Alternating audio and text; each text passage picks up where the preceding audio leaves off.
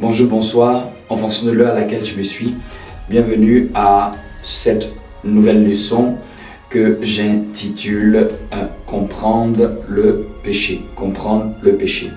On avait dit précédemment, si tu suis de manière chronologique mes leçons, on avait compris qu'il y avait un être angélique qui, dans les cieux, s'était rébellé contre Dieu. Il se faisait appeler Lucifer et il fut trouvé indigne à cause de sa rébellion ouverte contre Dieu et il fut précipité sur la terre, dans l'atmosphère terrestre. Il fut précipité dans la dimension de l'espèce des êtres humains. Amen. Il a quitté la dimension des anges de Dieu et il a été rendu plus proche à la dimension des êtres humains. Donc, une fois qu'on a compris cela, on va aller un peu plus loin pour comprendre ce que c'est le péché. Vous devez comprendre simplement la définition du mot péché. Du mot péché, aussi simple que ça, ça veut dire rater le but. Rater le but. Rater le but ou la cible. Chaque fois que quelqu'un passe au-delà, en deçà de la cible que Dieu lui a assignée, on appelle cela péché. Tout ce qui est qualifié de péché dans sa définition, c'est le fait de rater l'objectif fixé par Dieu. Et c'est là que nous allons voir cette histoire d'Adam et Ève que tu connais. Tu peux le lire dans le livre de Genèse. Je t'invite à lire le livre de Genèse pour comprendre cette histoire que je vais illustrer rapidement. Donc, lorsque Adam et Ève étaient dans le jardin, la Bible leur a dit quelque chose. Lorsque Adam et Ève étaient dans le jardin, Dieu plutôt leur a donné des consignes. Dieu leur a donné des consignes et la Bible déclare que Dieu avait planté 2 arbres dans le jardin. Je veux que tu retiennes, Dieu avait planté 2 arbres dans le jardin. 2 arbres dans le jardin. Tu dois savoir que c'est Moïse qui a écrit les 5 premiers livres de l'Ancien Testament. Les 5 premiers livres de l'Ancien Testament. Et c'est sous des visions inspirées par Dieu qu'il s'est mis à écrire.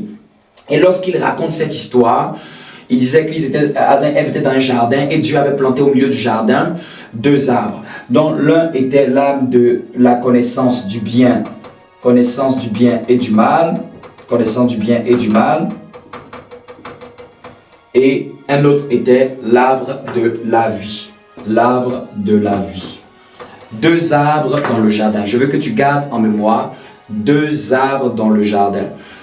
Et typiquement, Dieu avait défendu à Adam et Ève de manger les fruits de l'arbre de la connaissance du bien et du mal. Dieu avait défendu à l'homme de toucher ni même de manger le fruit de l'arbre de la connaissance du bien et du mal. Pourquoi? Il leur a dit que le jour que vous en mangerez, vous mourrez. Le jour que vous en mangerez, vous mourrez. Dieu avait déjà prévenu l'homme que le jour qu'il mangerait cet arbre, il mourra. Quelqu'un pourrait se demander alors, pourquoi Dieu laisse dans un jardin un arbre qui peut tuer l'homme, un arbre qui peut apporter la mort de l'homme. Ce que je veux que vous compreniez par ce premier épisode, avant que nous allons un peu plus loin, ce que je veux qu'on puisse comprendre, c'est que Dieu a créé l'homme à son image et à sa ressemblance. Nous l'avons vu bien avant. À son image et à sa ressemblance. Mais Dieu a créé l'homme pas dans le but de faire de lui une machine, pas dans le but de faire de lui un robot. Dieu a créé l'homme avec une volonté souveraine qu'on appelle communément le libre arbitre. Le libre arbitre, c'est la capacité à l'homme de choisir et de décider la voie qu'il doit prendre. Donc Dieu a créé l'homme dans un environnement appelé Éden, mais pour ne pas que l'homme soit dans une circonstance où ses choix sont dictés, Dieu a déjà préparé comme un père, préparé l'environnement, mais Dieu a laissé aussi une porte de sortie. Dieu aussi a laissé une porte de sortie. Pour t'aider à comprendre cette partie, c'est que l'arbre de la connaissance du bien et du mal était la porte de sortie du jardin. De sorte que l'homme, lorsqu'il allait prendre cette décision, c'était une image, lorsqu'il allait manger de ce fruit, c'était une métaphore, c'était une représentation de ce qui allait être réellement fait. C'est-à-dire en prenant le fruit de cet arbre, il sortirait de la présence de Dieu. Il sortirait de la volonté de Dieu. Il sortirait de la cible de Dieu. C'est là qu'on revient à ce que je t'ai dit précédemment, que péché, c'est rater la cible, c'est rater l'objectif. L'objectif pour Dieu, c'était que l'homme reste dans l'environnement qu'il avait créé pour lui.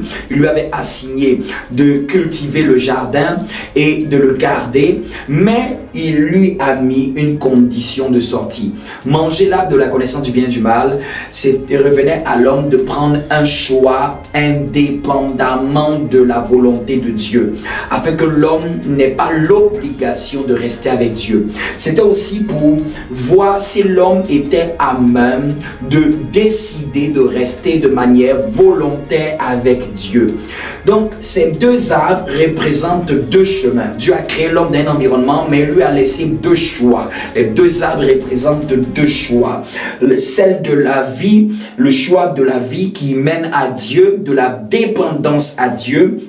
Et celui de la connaissance du bien et du mal, celui qui mène à l'indépendance vis-à-vis de Dieu, celui qui emmène à la déconnexion avec Dieu, celui qui emmène l'homme à être son propre Dieu, à vivre avec ses propres principes, celui qui le chemin de l'éloignement, le chemin de la mort, le chemin de la malédiction, tandis que l'arbre de la vie, c'est le chemin de la bénédiction, c'est le chemin de je marche avec Dieu, je marche avec lui, je marche avec ses principes.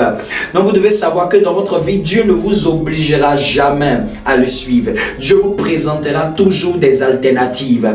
Dieu ne vous forcera pas à faire un choix, mais Dieu vous présentera des choix. Selon ce qu'il est écrit, je mets devant toi la bénédiction et la malédiction, mais je désire que tu choisisses la bénédiction afin que tu y vives. Ça représente l'image de ces deux arbres, la bénédiction et la malédiction. Mais Dieu désirait que l'homme puisse manger l'arbre, le fruit de l'arbre de la vie. Et il a bien dit, vous pouvez manger de tous les fruits des arbres, mais sauf celui-là. Donc la volonté de Dieu n'a jamais été d'éloigner l'homme de lui. Au contraire, il a permis à l'homme de manger. Il a donné la possibilité à l'homme de manger tous les fruits des arbres du jardin, sauf celui-là. Quel Dieu merveilleux, quel Dieu glorieux, un Dieu qui nous montre le bon chemin et qui nous préserve de la négativité, qui nous prévient de la mauvaise route. Un peu comme tu as un enfant qui vient au monde dans ta maison, tu lui dis on ne fait pas ça, on ne va pas là-bas, on ne touche pas ça, et tu le gardes dans l'environnement qui va le permettre de pouvoir grandir de manière épanouie. Tu es béni.